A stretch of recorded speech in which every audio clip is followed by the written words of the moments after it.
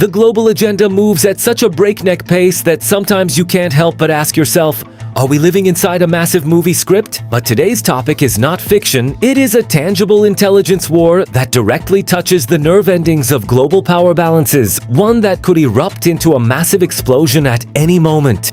Our headline is clear. The never-ending dangerous showdown between United States President Donald Trump and Iran. Recently, Israeli intelligence delivered a highly critical, fresh report to Washington.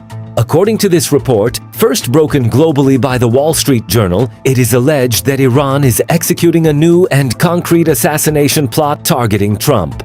Now, when you first hear this news, you might say, come on, hasn't this been talked about for years? Yes, you're right.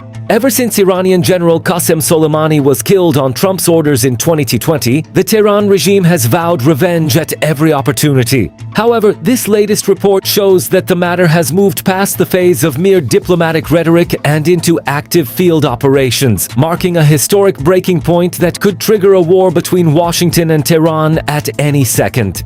To understand the severity of this story, we need to look back at recent developments inside Iran. At the burial ceremony for Ayatollah Khamenei, thousands gathered with a single slogan, Revenge.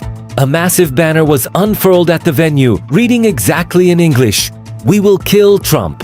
This isn't just a slogan from a radical group on the street. It is an openly declared objective by the state apparatus and the military regime. So what does the target himself, Donald Trump, say about this?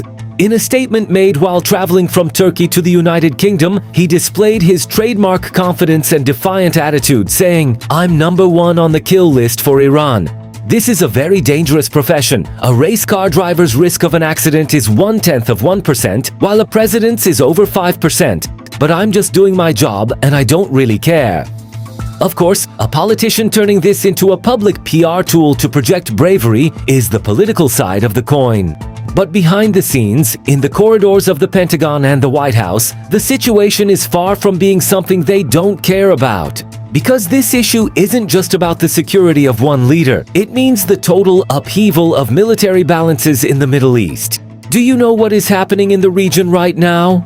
To send a clear warning to Iran, the United States has deployed as many as 20 warships and 2 massive carrier strike groups to the area.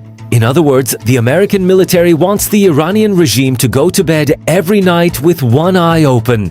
General Keith Kellogg's statements during this process essentially summarize Washington's new doctrine. Kellogg says, "We must make Iran understand that we are not equals in this fight."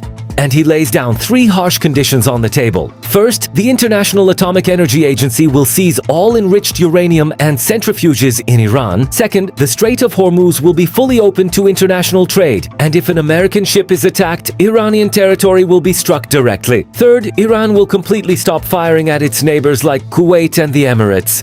And right here, the conversation circles back to that familiar and dangerous topic every single time: nuclear power and deterrence. If North Korea hadn't successfully produced nuclear weapons and stood up to the world back in the day, would America deal with it so cautiously today? No. Iran knows this reality too. They know that if they fully cross the nuclear threshold, they will become untouchable in the Middle East, and no one, including Trump, will be able to conduct operations against them. America and Israel, on the other hand, want to corner Iran and, if necessary, dismantle it militarily before that threshold is crossed. Now let's look at the flip side of the coin and perform a proper analysis. On one side, there is a blind anti-Americanism claiming Iran is so powerful that America can't do anything to it. On the other side, there is a Western infatuation asserting America can wipe Iran off the map with the push of a single button. My friends, both mindsets are completely wrong. International relations is not a video game or an arena for empty rhetoric. It is based entirely on concrete data, military logistics, and strategic interests. Yes, while Trump previously described the current Iranian leadership as more reasonable, he has now started calling them scum and sick people. The rhetoric has sharpened, the tone has shifted. But does this guarantee that America will launch a direct military operation inside Iran? As former National Security Council Chief of Staff Alex Gray pointed out, Donald Trump's greatest strategic advantage is that he never takes any option completely off the table. When the opposing side cannot predict your next move, you gain deterrence.